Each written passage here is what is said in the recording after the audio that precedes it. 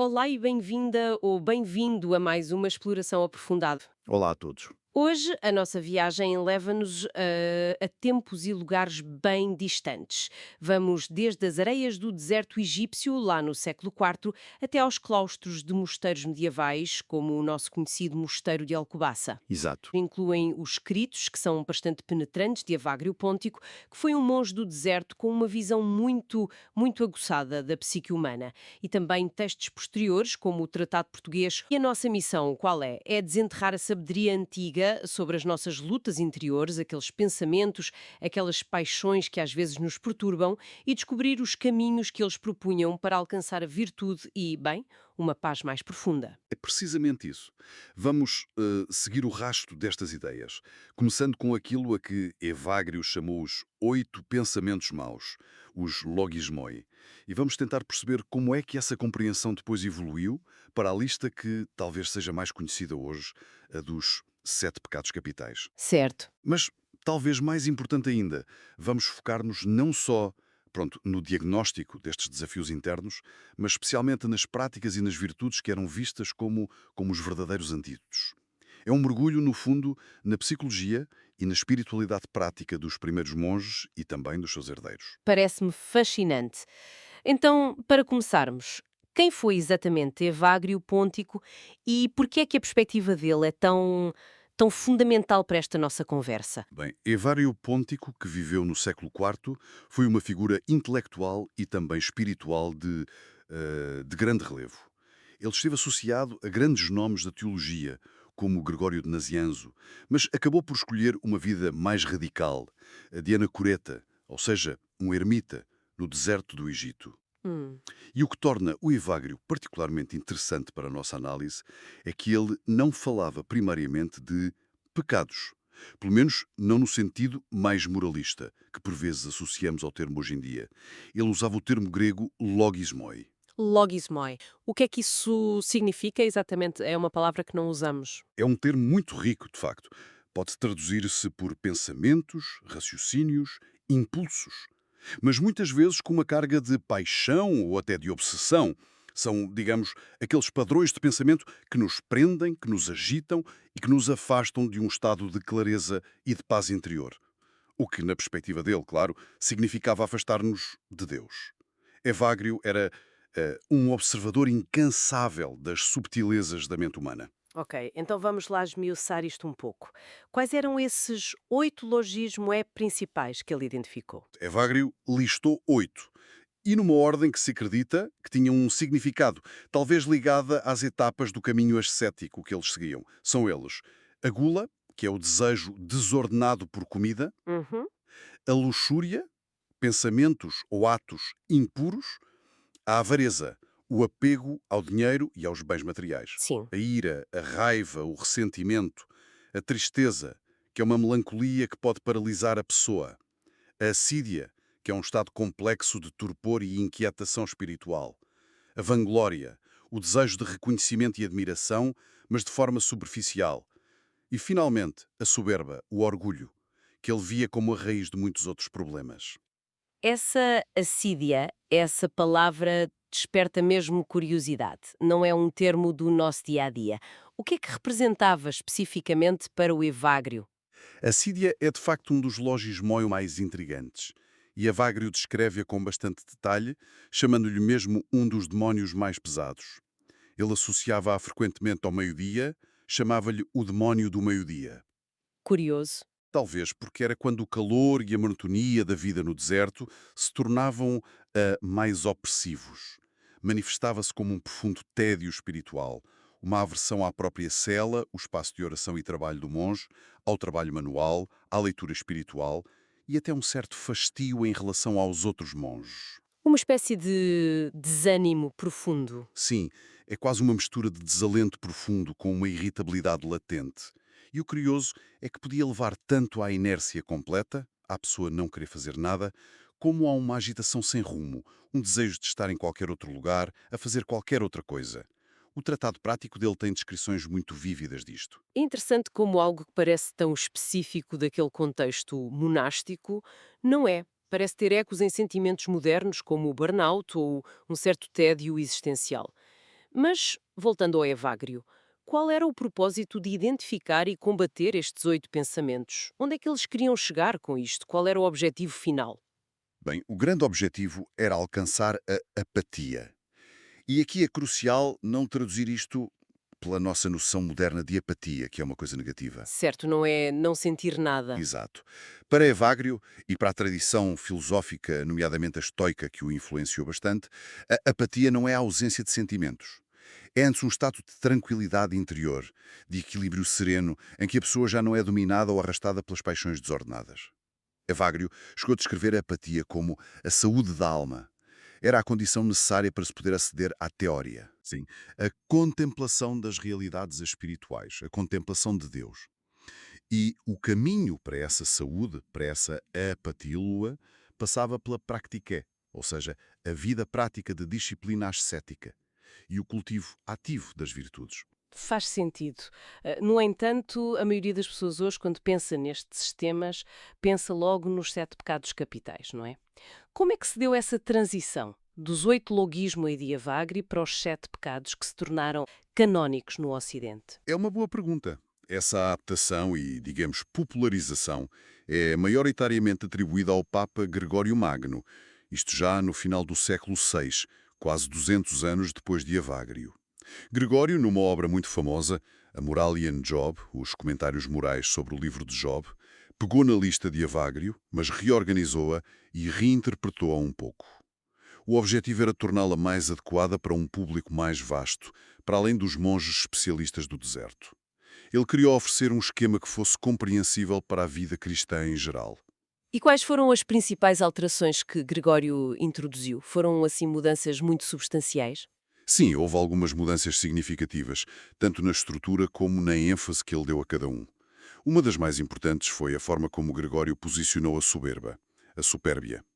Ele viu-a não apenas como um dos vícios, mas como a raiz, a rainha de todos os males. É interessante. A vanglória, a inanis glória, que Evagrio distinguia cuidadosamente da soberba, foi muitas vezes absorvida na soberba por Gregório, ou então vista como a sua manifestação mais exterior, mais óbvia. Uhum. Depois, a tristeza, a tristítia e a assídia foram frequentemente combinadas, e a assídia começou gradualmente a transformar-se no conceito mais simples de preguiça, pigrítia ou socórdia, perdendo parte daquela complexidade psicológica original que Evagrio descrevia. Além disso, a inveja, a envidia, ganhou um lugar fixo e bastante proeminente na lista dos 7, algo que não era tão explícito na lista original de Evagrio. E Gregório também usou uma metáfora bastante gráfica que teve muito sucesso. Nos Moralia, ele descreve a soberba como sendo a rainha e os 7 pecados capitais como os seus capitães, ou os generais, os duces, ou como os seus primeiros filhos, sob o leis primei. Cada um destes generais comandaria um exército de vícios menores que assaltam a alma humana. E a lista clássica de Gregório, embora possa ter tido algumas variações ao longo do tempo, ficou mais ou menos estabelecida como vanglória, ou vaidade, inveja, ira, tristeza, avareza, gula e luxúria.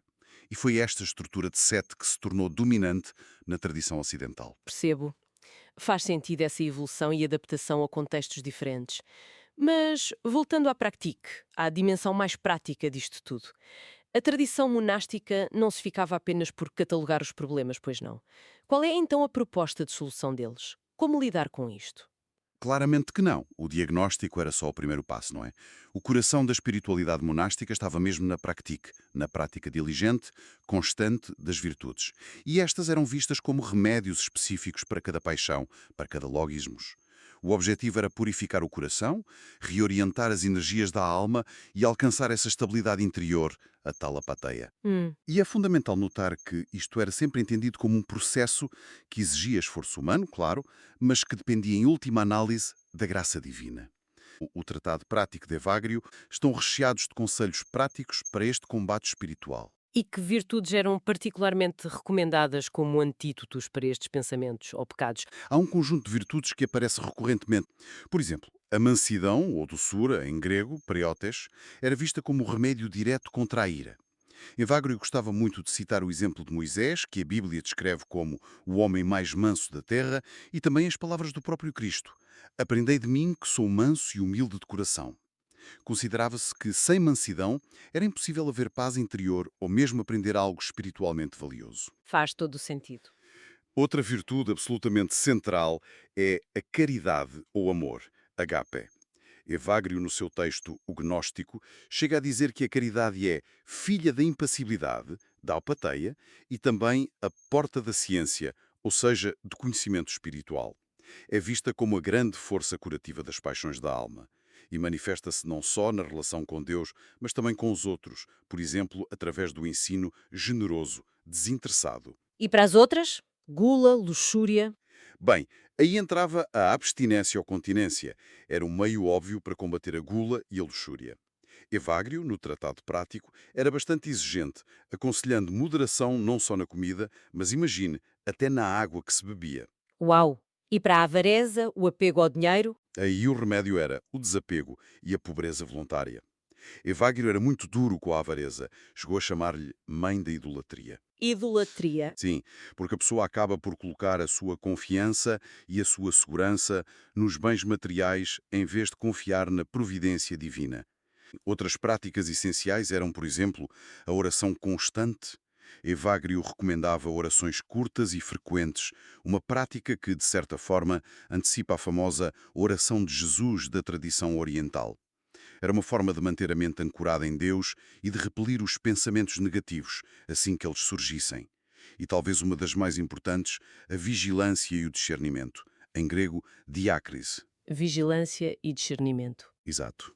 Tratava-se de uma atenção constante aos próprios pensamentos, aos sentimentos, até aos sonhos, para se compreender o estado real da alma e para discernir a origem dos impulsos, se provinham de Deus, da natureza humana equilibrada ou de influências negativas que Evagrio chamaria demoníacas. A capacidade de discernir era vista como uma das maiores virtudes, talvez a mais necessária de todas. Tudo isto levanta uma questão sobre autenticidade, parece-me. Quer dizer, não seria suficiente controlar apenas as ações exteriores, parecer virtuoso aos olhos dos outros, era preciso mesmo mexer no interior. Essa é uma questão absolutamente crucial. E a resposta da tradição monástica é um rotundo não. A ênfase é de forma esmagadora colocada no estado interior. E Vágrio é muito explícito sobre isto no Tratado Prático. Ele diz lá que a verdadeira apatia não se mede apenas pela capacidade de não sentir uma paixão na presença do objeto que a costuma despertar. Por exemplo, não sentir ira quando se é insultado, Certo. mas sim pela capacidade de permanecer imperturbável mesmo perante a lembrança desse objeto ou dessa ofensa. A purificação da memória, das imagens mentais que nos assaltam, é que é essencial. Controlar apenas a ação externa sem transformar a disposição interior é visto como insuficiente, talvez até como hipócrita. Uhum. Ao distinguir entre pecados ocultos que só Deus conhece e julga e pecados manifestos que podem ser vistos pelos outros, que a verdadeira batalha se trava no coração e que tentar julgar as intenções secretas dos outros ou os planos de Deus seria em si mesmo um ato de soberba. O foco tem de ser sempre na nossa própria transformação interior. Então, qual seria o ideal a almejar, segundo esta visão tão focada no interior? Qual seria o retrato de uma alma que estivesse saudável e virtuosa? O ideal, tal como Evagrio o descreve de forma quase poética no Tratado Prático, é que a alma funcione segundo a sua natureza original, antes de ser, digamos, desordenada pelas paixões. E o que é que isso significaria na prática? Significaria que a parte da alma responsável pelo desejo, a chamada parte concupiscente, estaria naturalmente orientada para a virtude e para Deus. A parte irracível, que é a nossa energia combativa, em vez de se virar contra os outros ou contra nós mesmos, em frustração, lutaria pela virtude, contra os vícios e as tentações. E a parte racional, a nossa inteligência, estaria livre para se dedicar à contemplação da realidade mais profunda das coisas, aquilo a que Evagrio e outros chamavam os logoi, as razões ou princípios divinos que estão inerentes à criação. Seria, no fundo, um estado de harmonia interior. É mesmo o completo oposto da hipocrisia, não é? Evagrio critica quem jejua apenas para ser elogiado pelos outros. O que importa é a transformação genuína, não a fachada que mostramos. Exatamente. A autenticidade é a pedra de toque. O objetivo último não é parecer bom, mas sim ser transformado interiormente. Estar num processo contínuo de crescimento em direção a essa harmonia, sempre com a consciência da necessidade da ajuda divina, claro. Olhando para todo este percurso que fizemos, desde os logismoi e Evacrio, passando pela evolução para os pecados capitais no Ocidente, até às virtudes como remédio e à importância crucial da autenticidade interior, o que é que ressalta assim como um pensamento final, algo que nos fica a desafiar a reflexão? Olha, há uma passagem, mesmo no final do Tratado Prático de Evagrio, que é particularmente desafiadora e ao mesmo tempo muito bela. Ele afirma algo nesta linha. Aquele que alcançou as virtudes e se uniu completamente a elas, já não se lembra da lei, nem dos mandamentos, nem do castigo, mas diz e faz tudo o que este excelente estado de virtude lhe dita. Uau, essa ideia é poderosa. Deixa-nos a pensar. O que é que acontece quando a virtude se torna tão profundamente parte de alguém, tão natural, que as regras externas, os mandamentos ou mesmo o medo da punição perdem a sua função primária como guias ou como motivadores? Exatamente. A ação deixa de ser por obrigação ou por receio e passa a brotar de uma inclinação interior para o bem, de uma sintonia com essa natureza que foi restaurada. Hum, É, no fundo, um convite a questionarmos as nossas próprias motivações. Agimos por convicção interior profunda, por um desejo genuíno de bem, ou agimos mais por conformidade social, por hábito ou talvez por medo das consequências? Quão profunda é a nossa busca por autenticidade e por integridade? Esta sabedoria antiga, vinda de monges lá do deserto, continua a colocar-nos perante questões muito, muito atuais sobre o que significa viver uma vida com verdadeiro sentido e com coerência interior. Normalmente acho que olhamos para isto quase como, sei lá, um catálogo de proibições, não é? Coisas ligadas a culpa, a castigo, vergonha até. Mas o material que estamos a ver sugere outra coisa, que a intenção original por trás disto tudo era, na verdade, bastante diferente. Parece que há aqui uma volta histórica. Exatamente. E o foco era muito interior, muito ligado à vida deles, não é? Ascética, autoobservação, para encontrar a paz de espírito, a tal apateia. E o nome capitais é mesmo importante, vem do latim caput, cabeça. Não era bem mortais no sentido de vai já para o inferno. Não, era capitais porque eram vistos como a cabeça, a fonte, a origem, de onde podiam nascer outros vícios, outros problemas. Eram, digamos, as tendências base que, se uma pessoa não as percebesse e não lidasse com elas, podia descambar. Espera lá. Então, a ideia original não era tanto uma sentença, mas mais uma espécie de mapa. Um mapa de potenciais armadilhas psicológicas, por assim dizer. De certa forma, sim.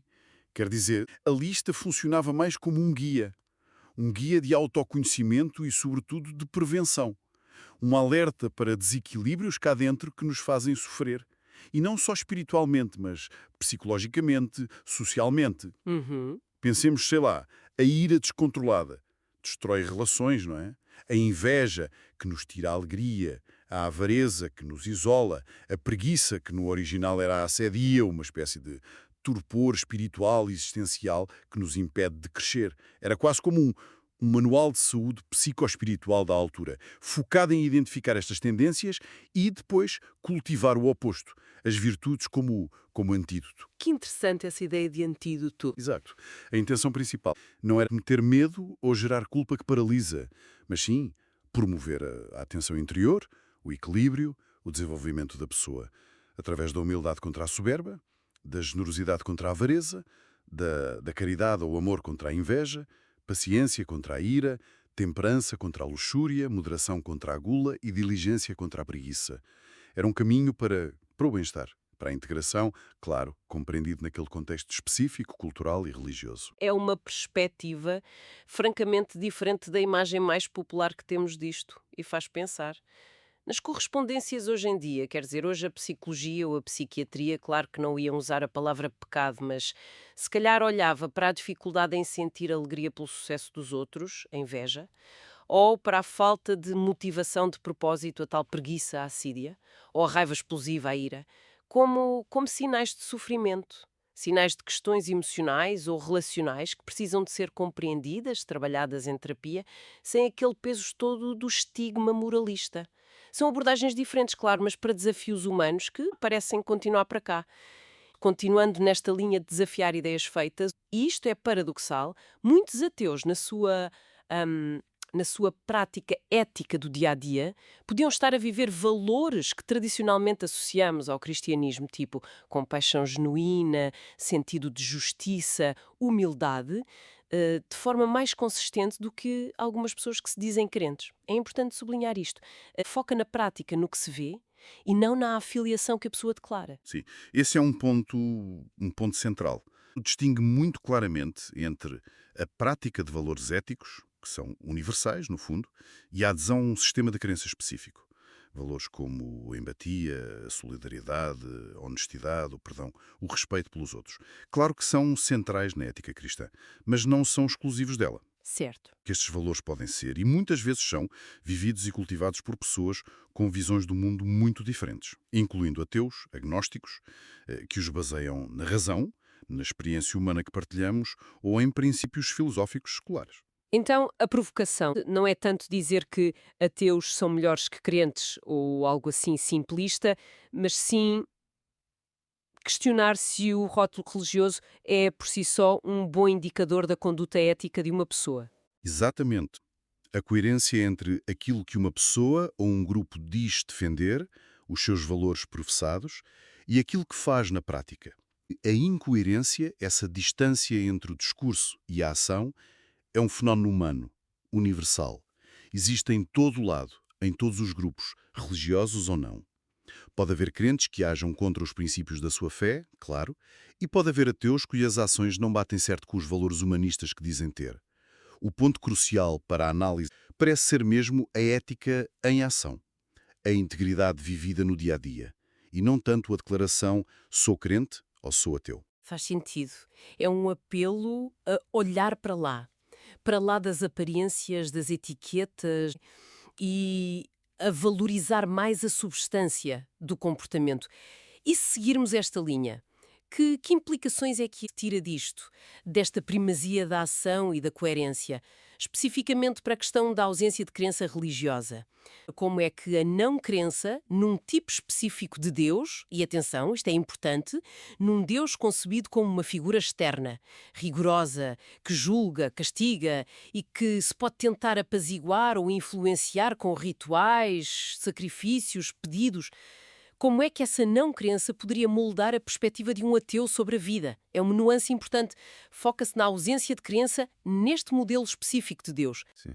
Essa nuance é fundamental. Não está a generalizar para toda e qualquer forma de espiritualidade ou ideia do divino, mas focando-se na rejeição desse modelo específico, várias consequências possíveis na forma como se vive a vida. Uma delas seria um maior foco, uma maior valorização do presente, da realidade concreta, tangível. Quer dizer, sem a expectativa de uma recompensa ou castigo numa vida além, gerida por essa entidade, a atenção vira-se mais para as consequências das nossas ações aqui, agora, para o impacto que temos uns nos outros no mundo. Hum. Outra consequência é a da responsabilidade. Sem essa figura paternal divina que intervém, que salva ou castiga, a responsabilidade de construir uma vida ética com sentido recai totalmente nos ombros do indivíduo e da comunidade humana. Não há uma entidade externa a quem passar a batata quente, digamos, ou de quem esperar a salvação. Isso levanta uma questão interessante.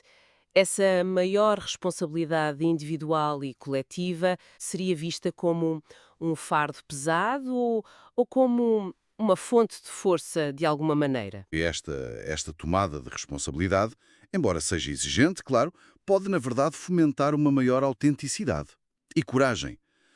A pessoa é desafiada a definir os seus próprios valores éticos, baseados na razão, na empatia, na experiência, a tomar decisões conscientes, a enfrentar as dificuldades da vida sem uma muleta sobrenatural ou sem o medo de um castigo transcendente.